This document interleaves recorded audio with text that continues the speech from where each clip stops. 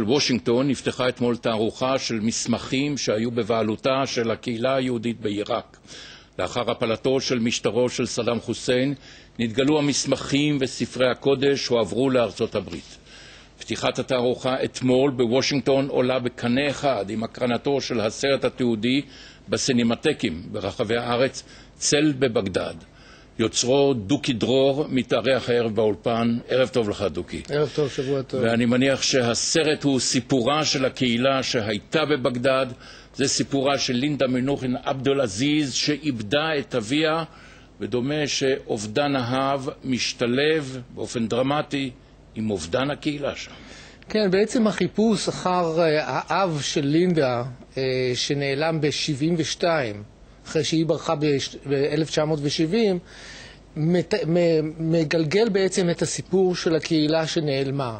קהילה שהיא נעלמה בעצם גם מהתודעה בעיראק, מדברי הימים בעיראק, וגם במידה מסוימת גם מדברי הימים פה בארץ. כן, אנחנו נראה קטע מהסרט שבו לינדה מנסה לאתר את השכונה היהודית בבגדד ומה קרה לה עכשיו. נכון, הנה קטע. יחד רק אני אציין שזה עם דרך קשר שיש לה עם עיתונאי בבגדד, והוא יוצא לחפש. הנה.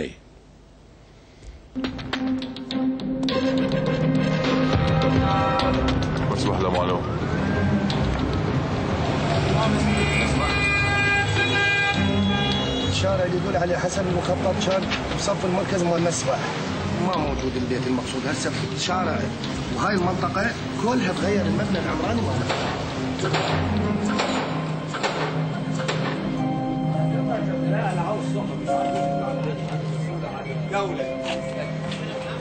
أشكرك نسخة أصلية طبعا. هاي الشفقة يهودية صرفة يعني. ما يقول لك هاي يهودية. صرفة يعني. أكو يهودية عراقية عواد. كله يهود هذا شارع السماوة كله يهود شارع. לינדה מצאה את תקוות אביה? אנחנו הגענו לכל מיני ספקולציות לגבי מה שקרה לאבא שלה, אבל הוכחה חותכת, מסמך לגבי מה שקרה לו לא מצאנו, אבל הסיפור הוא פחות או יותר, צריך לראות את הסרט, אני לא רוצה לעשות ספוילר כאן. ברור, אבל אגב הסרט הזה, אתם הבאתם לארץ, או ארצות הברית הביאה לארץ, מסמכים וספרי קודש של אותה קהילה יהודית בבגדד, ואתה מביא לנו סרט מתוך הארכיון הלאומי בוושינגטון, מתוך מעבדת השחזור בוושינגטון, כיצד אנשים שאולי אין להם קשר עם יהדות שוקדים על עיבוד המסמכים, שימור המסמכים. הנה נראה זאת.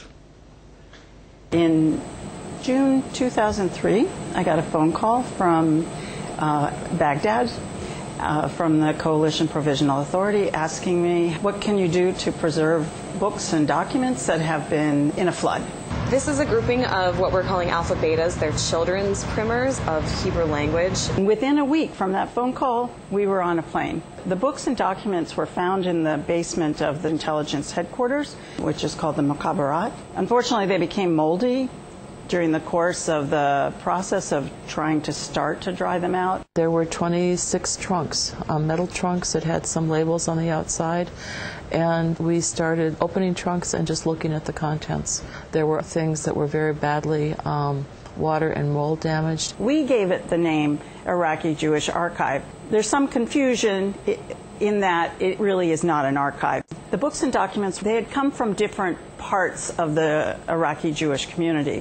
They were never collected as one collection. What you're mostly concerned about with materials that are wet is that you don't want mold to grow, and so freezing will stop that possibility. The CPA in Baghdad got a freezer truck, which wasn't easy.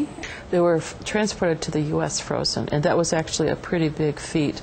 And they went to Texas, where there is a freeze-drying facility. That allowed them to be dried. And from that point, the records have been in National Archives custody. The next phase occurred when the Center for Jewish History applied to the National Endowment for the Humanities. This funding gave us the ability to unpack the materials, do more careful housing, some conservation and condition assessment, and also to to begin to develop a database. People had to wear protective gear for all of this handling, and it was exhausting work. Now we're at the final phase of the project, which is funded through the Department of State. We've hired a fabulous staff of conservators, conservation technicians, a librarian, digitization technicians, digital imaging specialists, and a project manager. My job is to make sure none of the balls are dropped, to make sure that things move quickly but safely, to make sure that we preserve everything, that we conserve what we can, that we digitize and make available through the database everything that we have. Most of our collection has a lot of mold on it. This actually appears to be caked on soil. One of the most unique things about this book are the hand-drawn illustrations in the front of what appear to be mythical creatures, a griffin, and luckily we found what appears to be the missing section of this illustration. The conservators will then reattach.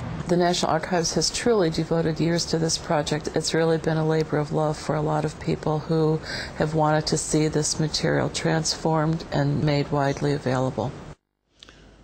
הטיפול המסור הזה זה באמת תופעה מאוד מאוד מרגשת, אבל השאלה היא, מה יהיה גורלם של המסמכים הללו? האם הם יחזרו לעיראק? האם הם יישארו בידי ארצות הברית? האם הם יועברו לישראל? שאלה מצוינת, ועדיין לא ברור מה יקרה.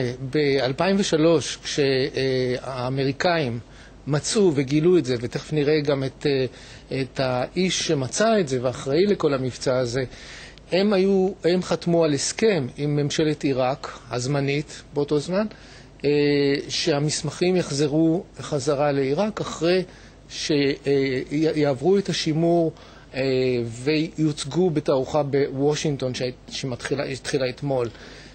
השאלה היא באמת מה יקרה עם זה, ובאמת זה פתח דיון ציבורי בארצות הברית, שיש ארגונים רבים שרוצים להשאיר את זה בארצות הברית, במיוחד ארגונים יהודיים, שחושבים שבעצם זה שייך לקהילה היהודית. עכשיו נראה, כפי שאתה רמזת, קטע שמסביר כיצד המסמכים הללו הגיעו לארצות הברית. כן. הודות לשני בכירים בארצות הברית. הודות לסגן הנשיא והודות לשר ההגנה. הנה ובעיקר הרולד רוד, שתכף נראה אותו. כן.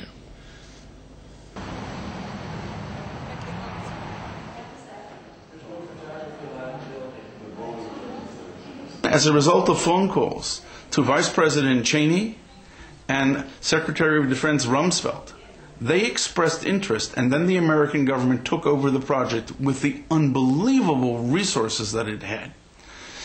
The things were brought to the United States in terrible, terrible shape. The archives here in Washington has done a marvelous job of restoring this.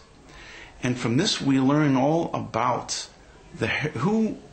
we learn about the history and the culture of the Jews of Baghdad.